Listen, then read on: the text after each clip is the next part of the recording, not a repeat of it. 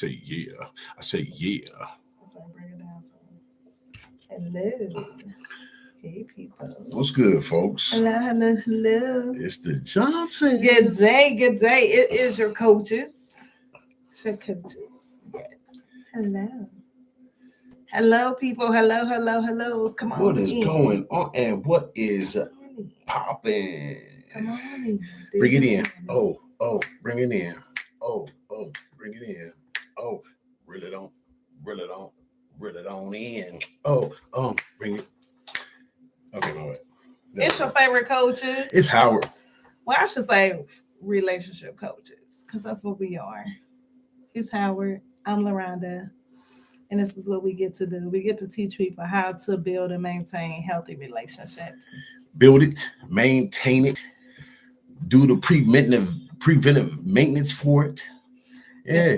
So many different things within a relationship. But one of the things we want to talk about today is communication. Communication. So not only about communication with other people, but communication with yourself. Because sometimes you have to talk to yourself and tell yourself, no. Not in a crazy way, folks. Nah. Like, we ain't talking about being crazy. We talking about literally talking to yourself.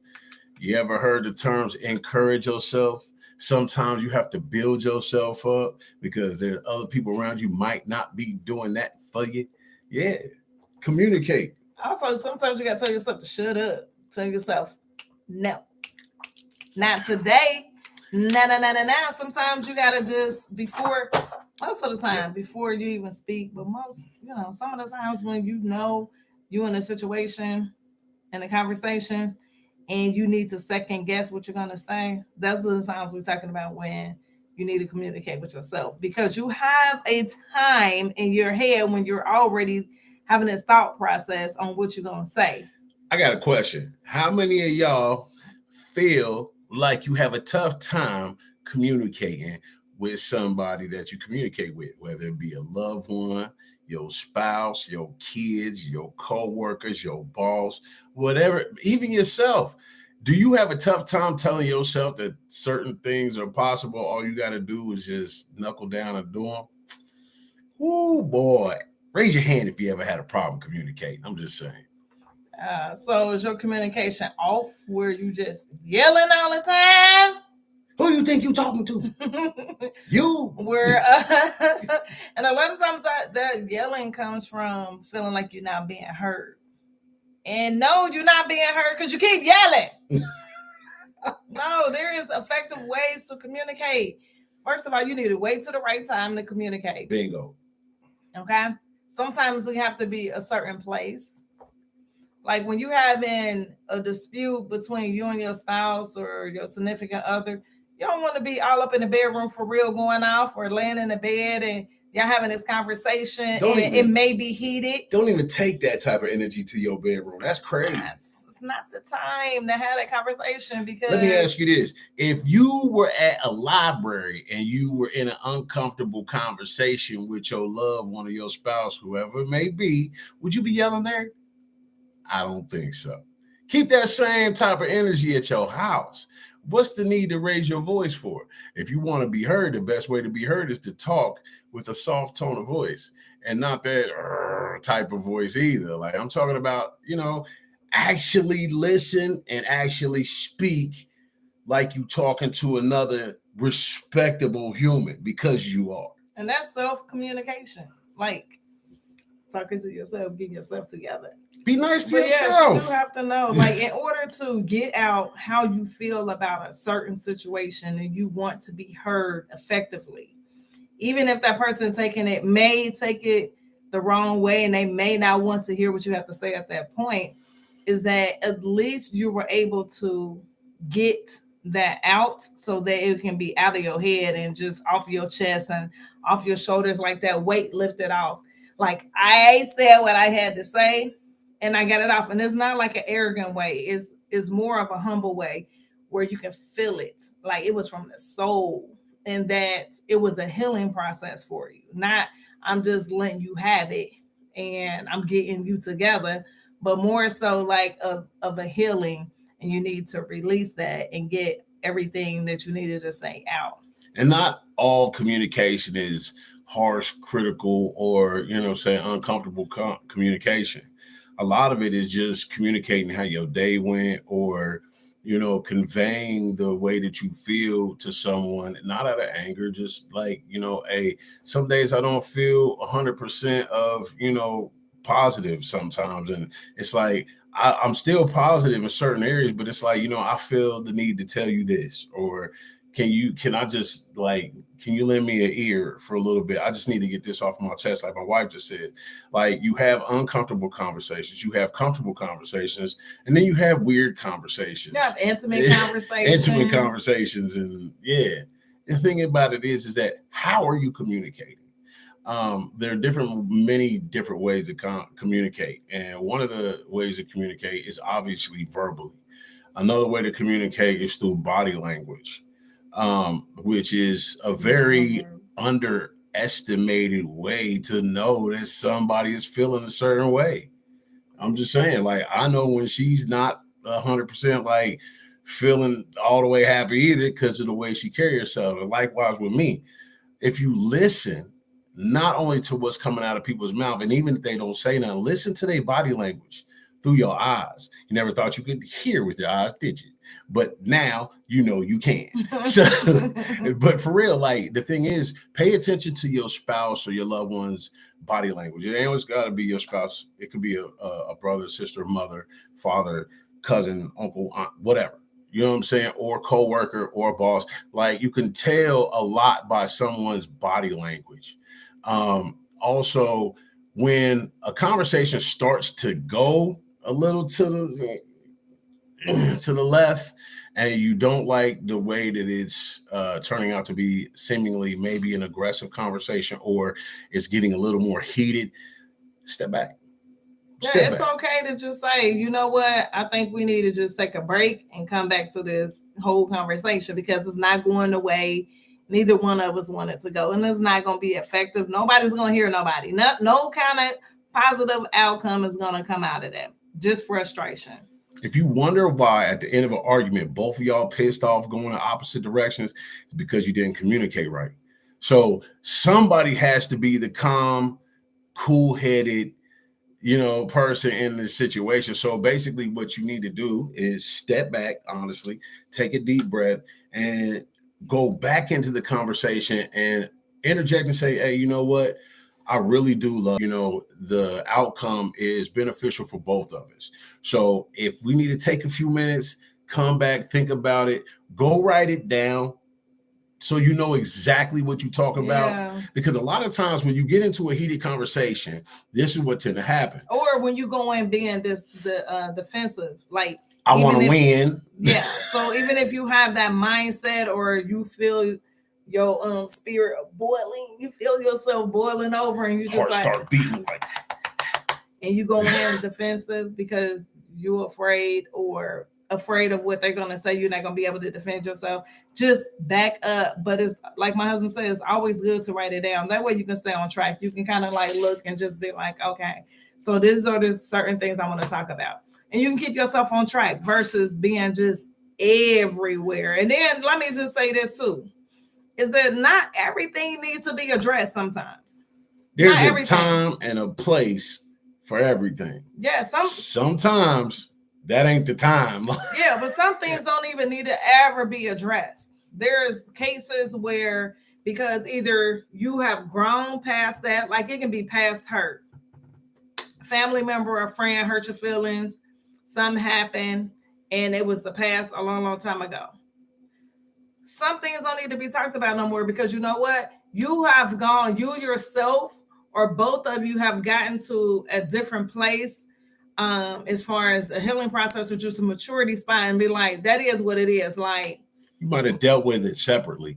And yeah, the issue sometimes is that when you get in a conversation with someone else, is that those feelings of hurt, pain, disrespect, whatever it may be, it might even come from the person that you have in a conversation with, but it raises up, even though it's not what you're talking about, but you have the same feeling that you did when those situations occurred, come back up, which just intensifies how you feel. Well, that's and I feel like that's when you need to talk about certain things. If something triggers you all the time, or a certain conversation or a word or something like that, those are the times you probably need to go and address this issue. Well, one of the things that I would say do is to back up once again and really figure out what is making you so upset.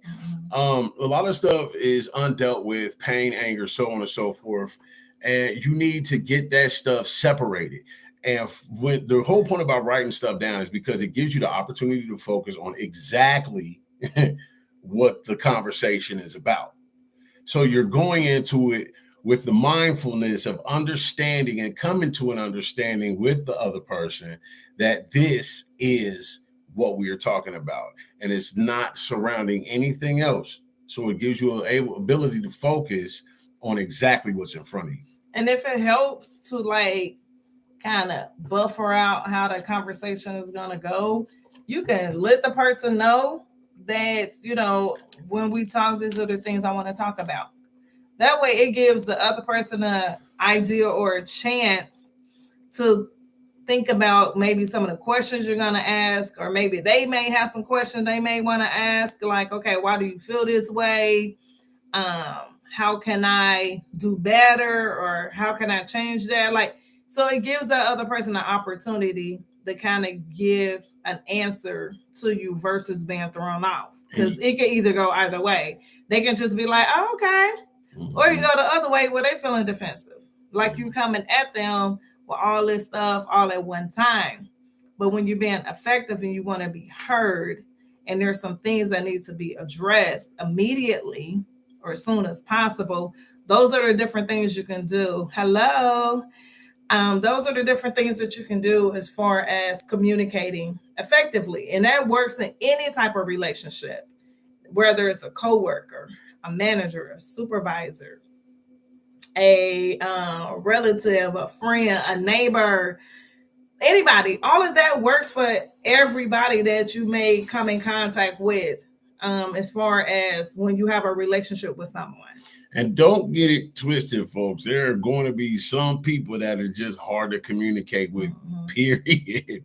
I've had some coworkers that were just like, you know what, as long as you stay over there, I'll stay over here and we'll be okay. Right. I'm sorry, babe. Let's not cross that boundary. Yeah, and how many people out there have been in that position where it's hard to talk to somebody? You're trying to tell them, no matter how nice you are to them, no matter how much you just pour on the sugar while you trying to talk to them and everything, they gonna be defensive no matter what. That must be her, because I'm not a sugar pourer at all. Like, I don't like pouring sugar. It's just the way you have to do things. But I can be professional, but you know, the whole thing about it is that when you're a professional, you expect other people in your profession to be professional. You expect it, but not necessarily should it be expected all the time. I'm not. I'm sure that there's been people that have been on your job that have talking behind your back, this, that, and the other. Some people, I'm not telling everybody, but then sometimes you have to just address things straightforward, go straight to that person and be like, okay, I'm just trying to get a few things clear. And I don't want this to turn into anything else but us straightening this situation out, because I like to have a peaceful workplace, and I'm sure you do too. And it's not about, fighting or anything like that. It's about an HR issue after that, because it's like when there's rumors and stuff flying around, it's no place for that in the workplace, but people going to do it anyway. So how can you combat that? Through approaching the person that is supposedly throwing this kind of stuff out there. Talk to them flat out, go straight to them. This is my approach. I go straight to the person and I'm like, I've heard a few crazy things and I just want to check with you and see if they were said by you, or these things, if you heard of them. And most of the time they're gonna be like, nah, man, I don't know nothing about that. They either lying or they telling the truth. Right. However, sometimes when it comes from one person, you tell one person, another person tell another person, the whole story done got flip-flopped. And so that's why you go straight to the source. You go straight to the source and you cut out all the fluff. Yeah. And then some people, they're going to talk about you regardless. And guess what? They just call haters and We need them. Continue to allow them to be your motivators, and you just keep going and keep doing life. And you're doing something right if you got them. I'm just saying. And that's it. But some people, it will be hard to please them in a conversation, having a conversation with them. Like I said, is that no matter how much you may want to sugarcoat it and be nice to them and approach them with so much sweetness and humbleness, is that they still may be defensive. Those type of people, you back up and you just kind of like, if you can't get a word out, you just kind of like leave it as it is. You know, sometimes I've been there, done that. I'm like, you know what? I see that this is not going to get resolved, and it's not going to get resolved at all. We done had this conversation plenty of times, and it's not going to get resolved. So from here, this is where it is. I'm just going to leave it. I'm going to wash my hands, wipe it, all that, and give it to you. Because at that point, it's no longer your issue. It's their issue. Because whatever they got with you and they want to allow you to communicate with them and spill your heart, your guts, or whatever you want to do as far as communicating with them, is that you got to realize it's not going to happen. And it's okay. Just leave it. If you want to write them, still write them a little notes. You can. That's totally up to you. Email them, text them, whatever. And they still going to come back with a whole bunch of stuff. You just leave it and just keep moving. Just guess what? You ain't getting no notes from me. I'm just saying, like, I'm not doing that. You gonna get me, period. That's it. Like, you know what I'm saying? And hopefully we can come to a very nice conclusion between the two of us. But what kind of communicator are you? Are you a shy communicator? Are you an up close and personal communicator? Are you a loud communicator? You one of those people that your voice carries very far and wide? Defensive, very soft-spoken, passive, aggressive, all of that. So what type of communicator are you? We can help you with that. Definitely, most definitely. This is what we get to do. One of the things that is good, so if you are a different type of communicator than the person that you're communicating with, not as a, trying to be like if I say something, you say something right back, mimicking, but mimic their movements, mimic the way that they talk, in a good way to it builds rapport with that person. It allows you to, they will feel more comfortable with you when you kind of take on the same body language that they're taking on. And if you want to be out of a rapport with that person, go completely to the other way that you were to begin with. If you soft-spoken, be soft-spoken. Right. If you're a loud talker, go back to being a loud talker. But if you want to stay in rapport, you want to have a good, meaningful conversation with somebody, mimic what they do. Meaningful and effective. So when my husband talk about mimicking, it looks like so if he's telling me something, like, I want to verify that I understand what you're saying. So you be like, what I understand or what I hear you saying is, and you repeat back what they said so that you can have a clear understanding, and so that they know that you understand exactly what they're talking about. I'll be like, oh yeah, like, you get me, like, yes, you understood what I'm saying. Otherwise, you can clarify some stuff like, no, that wasn't what I was saying. So mimicking looks like that as well, that you're just trying to get an understanding. You're saying as exact same words, or at least close to it, maybe in your own way, so that you can get an understanding, because some people will still take things the wrong way or interpret it the wrong way. So you want to make sure the interpretation of what the other person is saying is clear. Yes, it's clear. And then you all can walk away knowing that it has been effectively being communicated and shared amongst each other. Also, with their body language, sometimes you get into a one-on-one or something like that, where somebody might, they might go like this. You can mimic the same thing, but, be a little less, aggressive towards the face. But just the rapport that it's basically a physical understanding of what they're verbally saying to you. It's something that you have to practice. It doesn't come easy. But does communication come easy all the time? No. But there's other ways to communicate, other ways to get into rapport with someone to allow them to feel more comfortable with you during that conversation. And one of the things that we love when we are coaching, when we have clients and we're coaching them and within their 8-week session with us, is when they get into a conversation, because they are learning new behavior and new ways of communicating, is that they will reach out to us and say, okay, so I was having this discussion, I want to change. I am changing. How do I approach this situation? How do I say certain things? And so we're able to verbalize that, or either text message you back or email it back into a conversation. Email your response back, or how to even bring up a situation and for them to be like, oh my gosh, that worked. For all the biblical people out here, a soft answer turneth away wrath. I'm pretty sure you've heard that over and over again. There's truth to that. It's 100% truth. Me and her have been not always the way we are now. You know what I'm saying? We've had some pretty spicy conversations. And one day she literally turned the light off on the spicy conversation. I'm frustrated or upset or whatever. I'm like, and she's sitting there like, listen. And I'm like, why aren't you yelling? In my brain, I'm like, why aren't you yelling? What's wrong with you? Why aren't you? Ooh. And she's just still chill. It took maybe 2 or 3 times, and it just completely mellowed me out. And I started seeing that the power of the softness, and the silence is so much stronger. Yeah, even at that time, like, the silence wasn't so much like, oh, I'm trying to be better than you, but it was about like, I want to do better. I want better. Yes. Like, I want to hear what you're saying. Like, I want to understand what you're saying. I'm like, where the frustration coming from? Like, what's going on? Like, I want to know. Like, I want to not be all up in your head, but I want to understand, like, what's going on. Like, how can I help you? How can I be a great asset to you in this moment? And for us to grow as a couple, because I learned that we're not getting anywhere with our conversations, whether it's about where we about to go eat. And I'm saying, I don't know what I want to go eat. That's a frustrating conversation.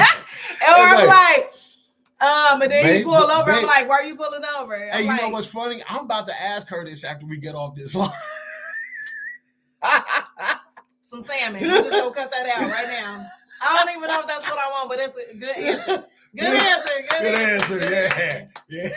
So it could be easy conversation. Something so simple would just go from here to here in no time. And then your whole day, evening, moment is just spoiled. And it's like, but that conversation that is up here can also come down here. And you can end your night on a great note. And this is what we get to do. That's part of what we do in our coaching program, which is 8 weeks, is teach people, couples, individuals, how to communicate with each other and also communicate with other people and communicate with yourself effectively. Yes.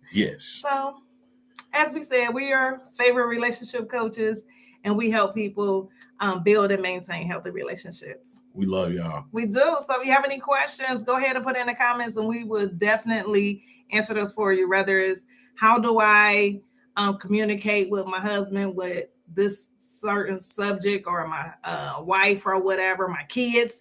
We've even done that. We even teach different classes and webinars about how to bond with your kids and communicate with your kids.